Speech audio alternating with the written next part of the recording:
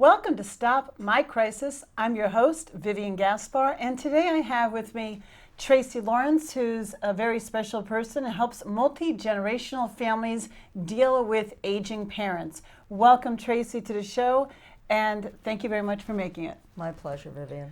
What I'd love to ask you about is your expertise in dealing with memory issues.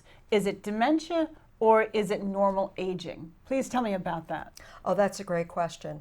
Well, many people ask me about it because both of my parents succumbed to dementia, so I have, unfortunately, a great deal of firsthand experience. So, as we age, we all experience some kind of memory loss. When we approach middle age, we often find ourselves going into a room and then we forget why we went into that room in the first place. And that's a very natural, normal thing. People will get a little unnerved by it, and sometimes they'll say, gee, I wonder if something more serious is happening. But when people start wondering whether or not they actually have a condition like dementia, I often ask them, well, do you remember what you had for breakfast this morning? Now, if you forgot what you had for breakfast, that's a small problem. But if you forget that you had breakfast, all right, that's where you really do have a problem. And that's kind of how I frame that question, to help people not stress so much about the idea of possibly having dementia. And when they can't answer you and the tummy starts rumbling, you know the answer right then and there. Well, yes.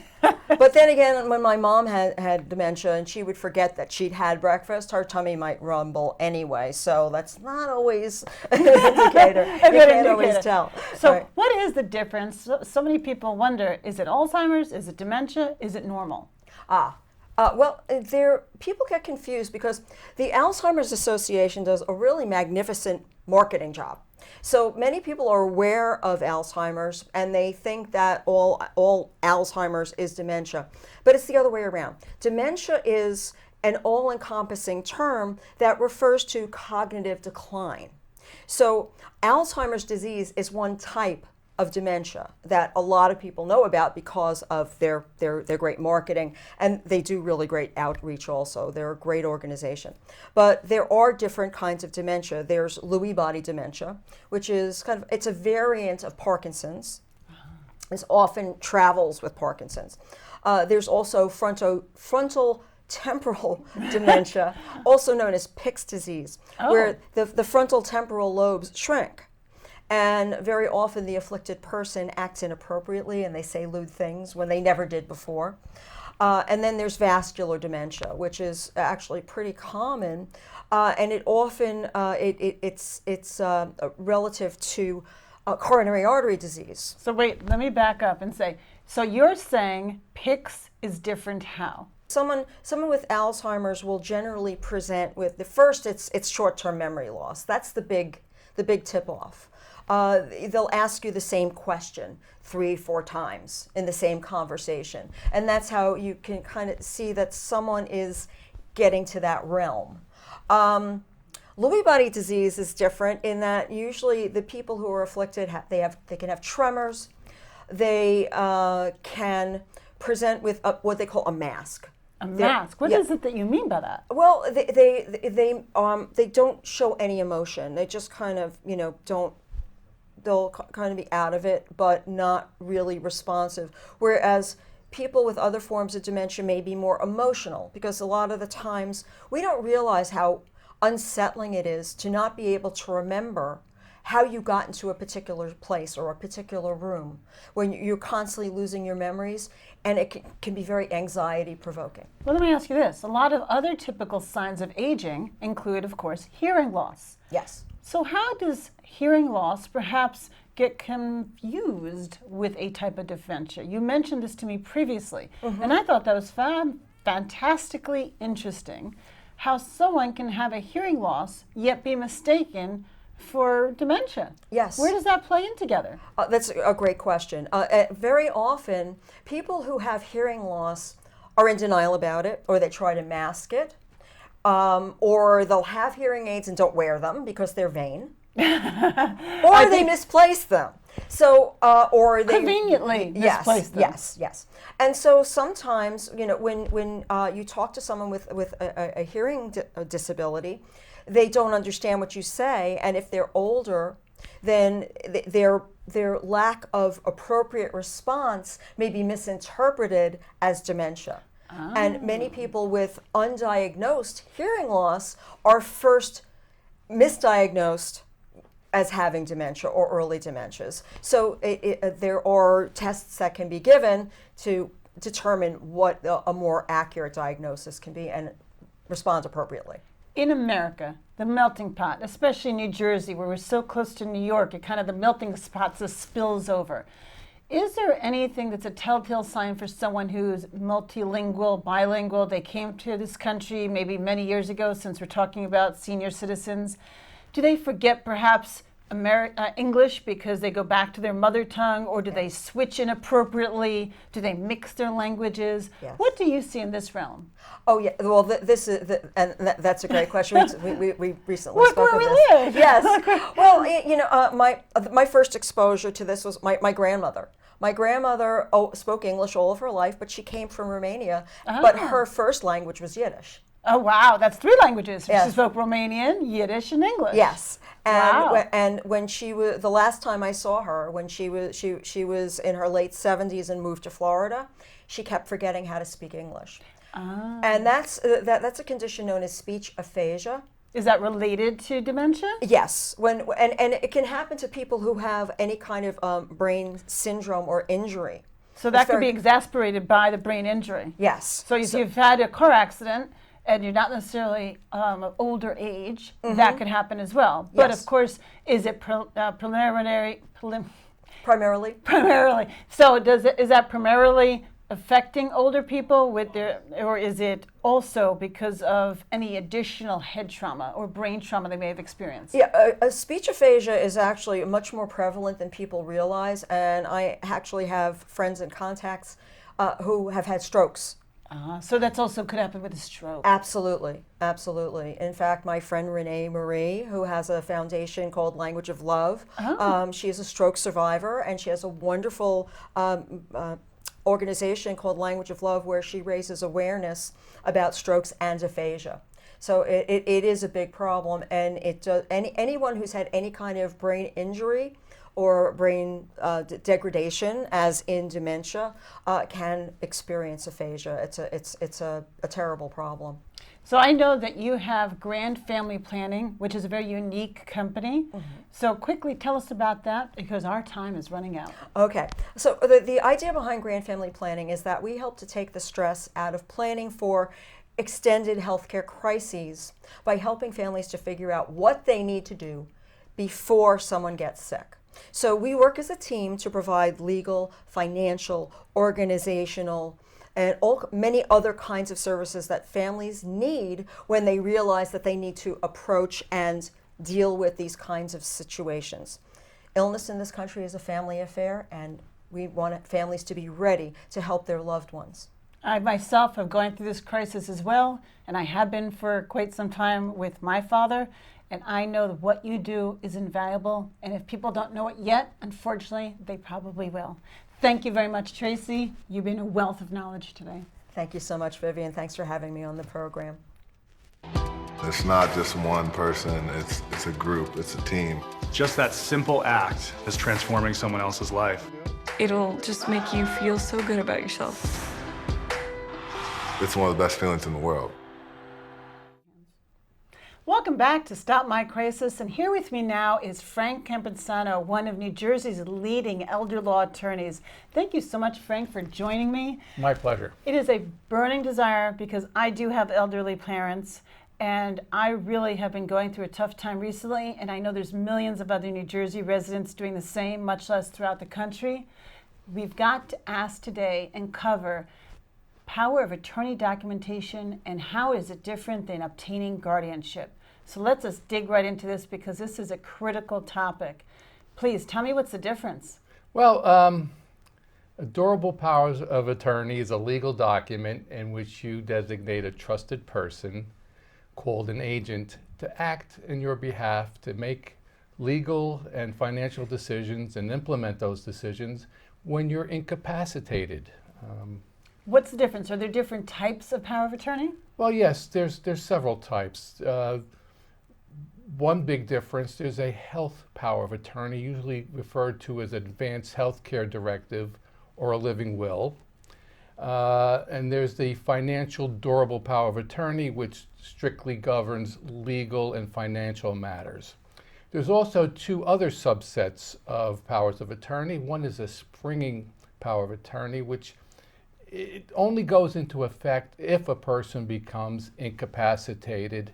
And the second type is an immediate durable power of attorney, which goes into effect immediately, even before the person becomes incapacitated. Why would somebody do that? If the person's not yet incapacitated, why do it? Because it avoids the trouble of, and the time and effort of proving someone is incapacitated when the time comes to use it. Well, let me ask you this. If I'm perfectly in my right mind and hopefully good body, why would someone do this measure that takes place immediately? Because you usually designate a trusted person like a parent or a child or a spouse. And again, it avoids the trouble and difficulty of later on proving incapacity when you use the other type or springing type of power of attorney. So when is someone ineligible for obtaining a power of attorney? Well, normally you should have one in place, knock on wood, before incapacity strikes. And life turns on a dime. You can suffer an immediate stroke, you can have a terrible car accident and be rendered incapacity in a matter of moments. You should always have one in effect immediately while you're competent and you have the ability to comprehend what it is. Because legally speaking, you can't enter into a power of attorney unless you understand what you're signing. Of course. So then, how is it different than a guardianship?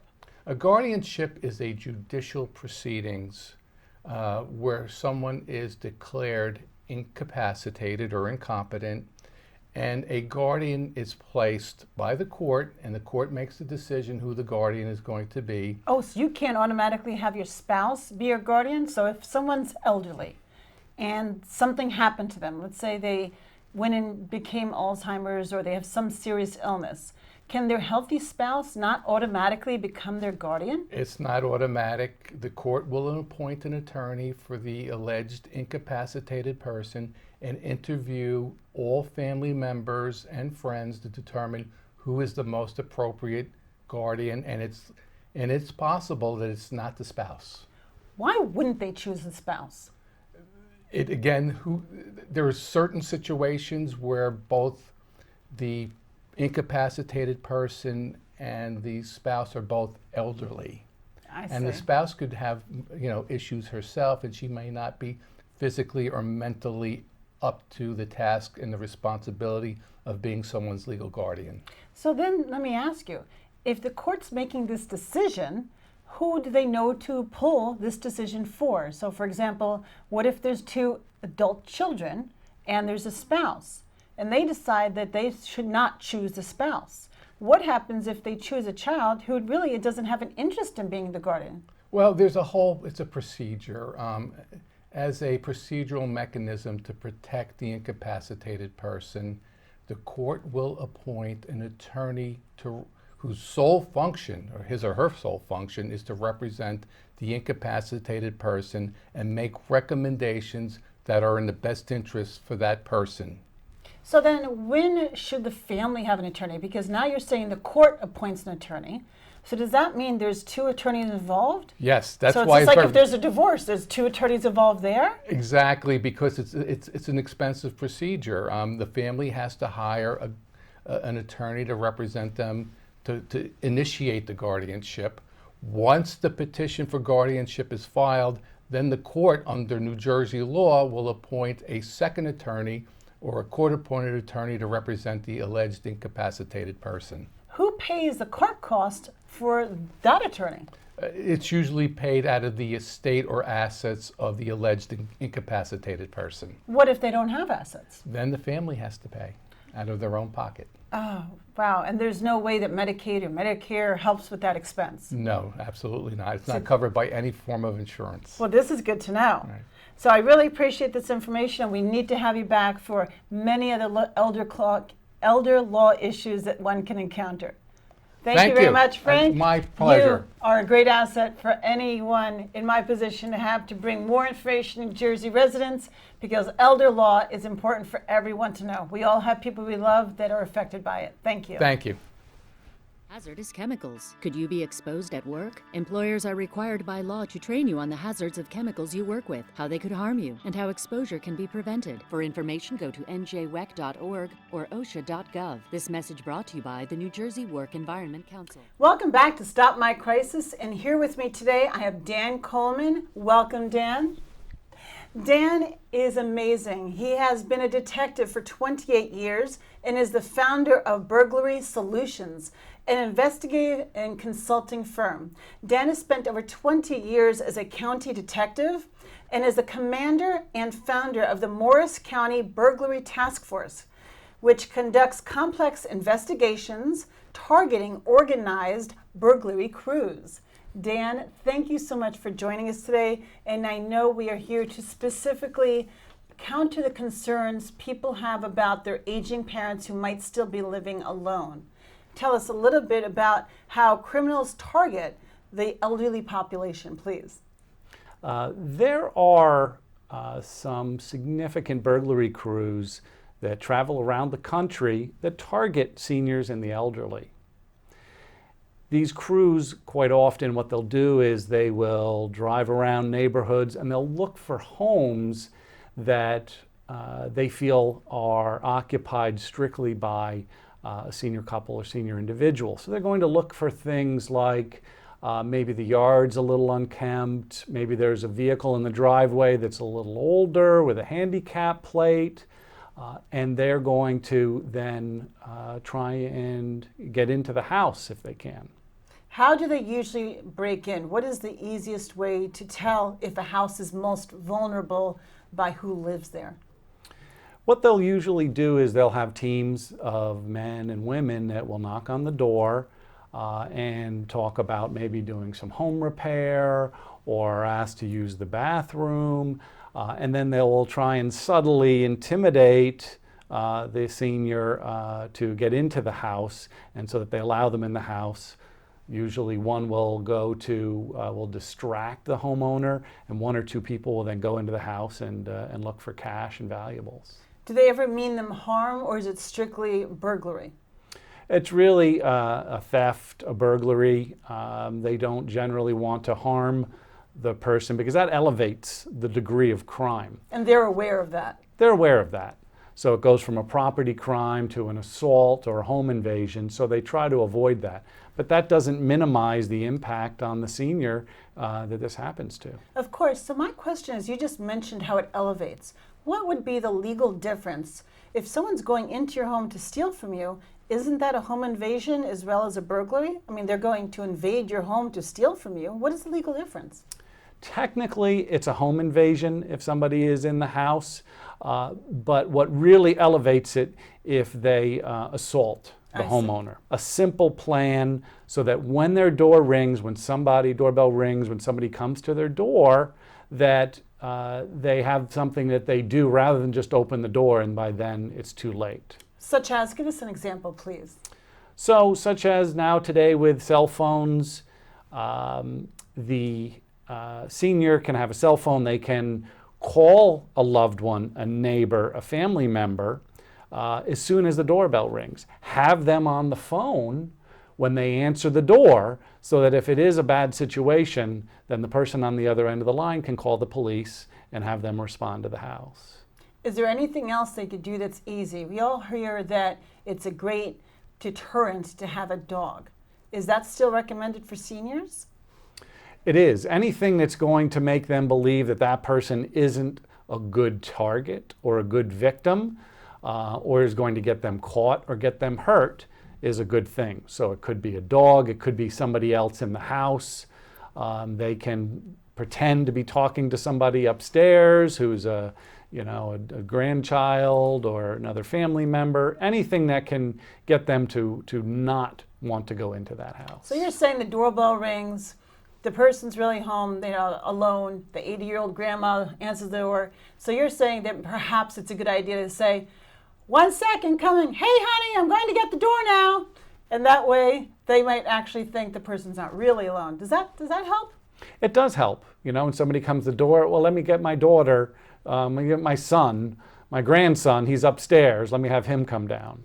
Let me get my rather muscular 30-year-old grandson, he's a rather strapping lad, he'll help me with this. What can the adult children or the grandchildren do to help? Having cameras in the house that sometimes children will put cameras in their elderly parents' house to make sure if they've fallen, to see if there's a problem, to see if they've left the stove on, anything like that. And those people may not even be aware that the cameras are there, but at least it allows the senior the opportunity to live alone and the children to make sure that their loved ones are safe. Well, this is really great and helpful. I appreciate it very much. And hopefully you can have some more information and come back another time. Thank you so much, Dan. Thank you. Do you need to blow the whistle on unsafe conditions at work? You may be protected by New Jersey law and by the federal agency called OSHA. For information, go to njwec.org or osha.gov. This message brought to you by the New Jersey Work Environment Council. Welcome back to Stop My Crisis. I have here with me now Donna Price. Donna is an author, speaker, and business marketing strategist. Donna has taken an inspiring story that she has from taking a wild idea and turning it into an actionable item. She takes it and makes it happen. Donna is also just launched her 3rd book last month. Congratulations, Donna. Tell me, what did you do to make this happen? What is the story behind this amazing new book? Well, thanks for having me here. I'm glad to be here. The book actually started in 2006, and it's based on my story of deciding to bike across the country back in 1996. Wow. Where did you bike from where to where? From Portland, Maine to the coast of Oregon. Wow. And so the book started off as a teleseminar and then became a book, and now it's in its 3rd edition. And it really is about how you take that idea, that daydream that you have, and you've been imagining it, and take it off the shelf and make it part of your life instead of just a daydream. When did this dream start for you? When did it start budding up into your brain? Well, it really just started right around that time in 1995. And I had done some bicycle touring when I was a teenager and started riding a bike again and loved it, and just started telling people, I'm going to bike across the country next year. And you just did it. You made your decision. Did you do it alone or with someone, or how did that come to fruition? Well, actually what I found is that when you start telling people about a dream, that doors open that you didn't really know existed. And so I started talking about it. I joined a bike club. People in the bike club said, you got to come out on the ride, and they started training me how to ride a bicycle long distance. And then I went to a bike leader training in Pennsylvania, and they said, our organization sponsors rides, and you should talk to your local chapter. Maybe they'll sponsor the ride for you. So I had an international organization that sponsored the ride, and it was called the Peace Tour. We did 10 service projects across the country. Wow. And small group that did the ride, but I learned a lot about myself, about organizing something like that, and accomplishing something. What did you learn about yourself?